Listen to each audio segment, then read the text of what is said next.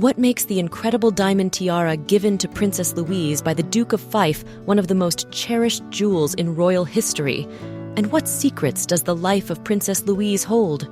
This tiara witnessed significant royal events, from the coronations of King Edward VII, King George V, King George VI, and Queen Elizabeth II, to the grand royal weddings. Let's trace the history of this remarkable tiara and the extraordinary life of the princess who wore it. Before we begin, please support my channel by clicking the like and subscribe buttons. Thank you. Princess Louise, Princess Royal and Duchess of Fife, was born on February 20th, 1867, to Edward VII of the United Kingdom and Alexandra of Denmark. She held the unique position of being the granddaughter of two prominent European monarchs, Christian IX of Denmark and Queen Victoria of the United Kingdom. The circumstances surrounding Louise's birth were fraught with complications. Her mother, Alexandra, contracted rheumatic fever during pregnancy, leading doctors to advise against the use of chloroform for pain relief during labor. Alexandra endured a grueling and painful birth, followed by severe bouts of fever and intense pain that threatened her life. Though she ultimately recovered, the illness left her with a lasting disability, a stiff or paralyzed leg. Louise and her siblings spent much of their time at their parents' country estate, Sandringham House in Norfolk. While her older brothers underwent rigorous education, Louise and her sisters received limited formal schooling.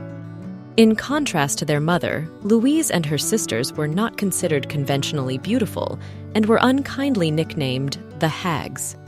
They were known for being shy and quiet in public, often appearing withdrawn. However, in private, they were lively and flourished.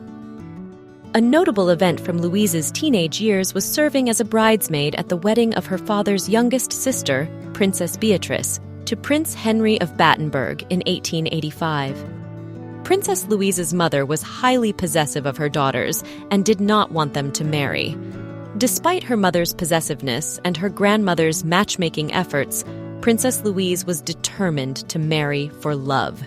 She preferred to marry a British subject rather than a European prince who would take her far from home. Following in the footsteps of her aunt, Princess Louise, who had married the future 9th Duke of Argyll, Louise chose Alexander Duff, the 6th Earl of Fife, from the British aristocracy. Louise and Alexander were third cousins, both descending from King George III. Alexander was 18 years older than Louise, and a close friend of her father, the Prince of Wales, who was only 8 years older than Alexander. As a regular companion of the prince, Alexander frequently went shooting with Louise's father and brothers, making him a familiar presence in her life. When Queen Victoria arrived at Sandringham to discuss the potential engagement with Louise's parents, she was met by a tearful Louise. Louise explained that if she was not allowed to marry Alexander, she would remain an old maid. Queen Victoria, who had known Alexander since childhood, assured her granddaughter that she needed to spend time with Alexander to make a final decision. Queen Victoria was fond of Scotsmen, and after spending time with Alexander, she approved of the marriage. In her journal entry dated June 27, 1889, Queen Victoria noted that she had given her official approval. She also wrote a letter to Alexander the same day, expressing her affection and support for the marriage. The letter read, "I love my granddaughters dearly, and they are like my own children. Their happiness is very near my heart. Dear Louise will, I am sure, be happy with you, whom I have known and liked since childhood. That my dear beloved grandchild should have her home in Scotland and in the dear Highlands is an additional satisfaction to me." She signed the letter, "Your very affectionate future grandmama." On her wedding day, July 27, 1889, Louise received an array of wedding gifts befitting a princess. Among these were a diamond-fringed tiara from her parents, a set of floral brooches, and a diamond cross. However, the most magnificent of all the jewels gifted to her was an incredible diamond tiara from her new husband. Interestingly, the Earl received a gift of his own. Queen Victoria felt that an earldom wasn't prestigious enough for her granddaughter to marry into, so she bestowed the title of Duke upon the young man, making him the first Duke of Fife. The tiara given by the Duke of Fife to his bride rivaled, if not surpassed, the splendor of any tiara worn by her grandmother or mother, or indeed most others worn at European courts.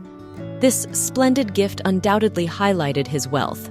But although he was now married to a royal highness, he remained a commoner, even if he was wealthy. The tiara, created sometime in the late 1880s, was likely designed by Oscar Massin, who had exhibited a very similar piece at the Exposition Universelle in Paris in 1878. Massin was known for designing his pieces, but the execution was left to various jewelers, and unfortunately, the actual creator of this tiara remains unknown. The diamond tiara is a spectacular example of design and craftsmanship. The impressive pear-cut diamonds are swing-set, appearing to float above the head, and would have sent out a shower of light as they gently swayed with every step the princess took down the aisle. The impressive carat weight of the hundreds of diamonds is offset by the lightness and delicacy of the tapered points of the foliate scrolls and the lightness of the gold and silver structure. The Fife tiara is highly innovative because of the use of invisible settings, explains jewelry specialist at Sotheby's Justin Roberts. Masson has hidden the settings by turning them on their side, and everything is on knife-edge bars. A conventional tiara from this period would have been very heavy and with a lot of metal, but with this tiara you can't see any settings, it's all diamonds. It's very clever. The other thing to point out is that tiaras of this importance have not survived. Because of changes in fashion, they were dismantled and broken up as recently as the 1990s. This makes them extremely rare survivors. Princess Louise cherished the Fife tiara and wore it with great pleasure. She began wearing the tiara for grand royal events not long after her own royal wedding. In 1893, her elder brother, Prince George, Duke of York, married one of her bridesmaids, Princess Mary of Teck. Louise wore the Fife tiara to the wedding, along with her diamond fringe tiara, which she wore in its necklace setting. 3 years later, in July 1896, Princess Louise wore the Fife tiara for another family wedding, the marriage of her sister, Princess Maud, and their cousin, Prince Karl of Denmark, later King Haakon VII of Norway. Despite the considerable difference in their ages, which was 18 years, Louise and Alexander shared a joyful existence at Mar Lodge, an impressive estate designed for outdoor pursuits in Aberdeenshire, Scotland. On June 16, 1890, they experienced a profound tragedy with the birth of Alistair, their stillborn baby boy. The grief of losing their first child, a son who would have been the prospective heir, undoubtedly inflicted immense emotional agony on Louise. This bereavement, involving a key member of the family, most likely plunged her into deep anguish and an enduring sense of emptiness. Given her elevated position and the expectations of the era, it is plausible that she faced intense pressure and a sense of obligation toward both her lineage and society at large. A year later, Louise gave birth to their second child, a daughter named Alexandra, and 2 years hence, on April 3, 1893, they welcomed their youngest, Maud. By the dawn of the 20th century, they realized that the continuation of their line with a male successor was not to be. Without a son to carry on the title of Duke, on April 24, 1900, Queen Victoria promulgated letters patent. This decree established a new dukedom of Fife and an earldom of Macduff within the British peerage, closely mirroring its predecessor, but with an extraordinary provision allowing the Duke's eldest female progeny to succeed the title. The following year, Queen Victoria passed away, and Louise's father ascended the throne as King Edward VII. During her father's coronation, Louise wore her Fife tiara, a stunning piece of jewelry that highlighted her status and elegance. 4 years later, in 1905, Louise received a significant gift from her parents. On November 9th, King Edward VII bestowed upon his daughter the esteemed designation of Princess Royal, while concurrently granting the title of Highness to his granddaughters from Fife. The Fife tiara graced her head again in June 1911, during the coronation of her brother, George V. Little did she know that a calamity awaited her family at the end of that year. In December 1911, the Fife family set out on a journey to Egypt, departing from London on the steamer named Delhi. Near the Straits of Gibraltar, off the Moroccan coast, their vessel was stranded amidst a severe storm. The rescue was carried out with considerable difficulty, with 3 lifeboats overwhelmed by the stormy sea and 1 even capsizing due to the tumultuous waves. One account highlighted the narrow escape of one of the Duchess of Fife's daughters, who was perilously close to drowning before a sailor heroically grabbed her and kept her afloat until they were both safely brought to shore. Louise had brought along a casket containing precious jewels for the voyage. Amidst the chaotic rescue, she clung to this jewel box, unwilling to relinquish it to anyone. Ultimately, the treasured container slipped from her grasp and was swept away into the sea. The retrieval of the valuable cargo from the doomed vessel proved to be a formidable task, and Princess Louise's jewels vanished, swallowed by the waters near Morocco. Journalists commented on her tenacious attempt to safeguard her valuables, noting that this very determination sealed their fate. "It is said," one journalist reported, "had the Princess Royal heeded the advice of those on the Delhi, her jewels might have been spared. Now buried beneath shifting sands, their recovery seems improbable." The specific items lost remain unknown, though it's certain that the Fife tiara and the diamond fringe tiara were not among them, as they still exist. However, the most significant loss from this maritime disaster wasn't the jewelry. The Duke contracted pneumonia and succumbed to the illness on January 29, 1912, in Egypt. Consequently, Alexandra ascended to the title of Duchess of Fife in her own right. Following the loss of her spouse, Louise withdrew from the public eye, preferring a life of seclusion. On occasion, she would emerge to make appearances at public engagements alongside her mother and sister Victoria. In the time leading up to her passing, Princess Louise battled cardiac ailments.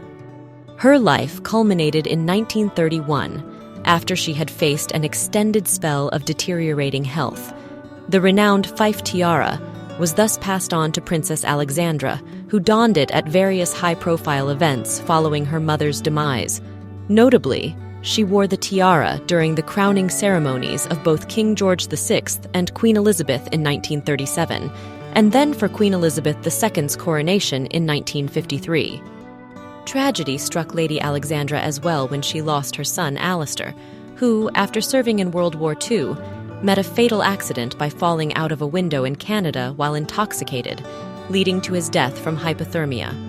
Consequently, the title, along with the tiara, was inherited by her nephew, James. The Honorable Caroline Duar, who became the Duke's spouse in 1956, was seen wearing the tiara. Fast forward to 1987, the only son of the third Duke of Fife, David Carnegie, who held the title Earl of Southesk, took Caroline Ann Bunting as his bride.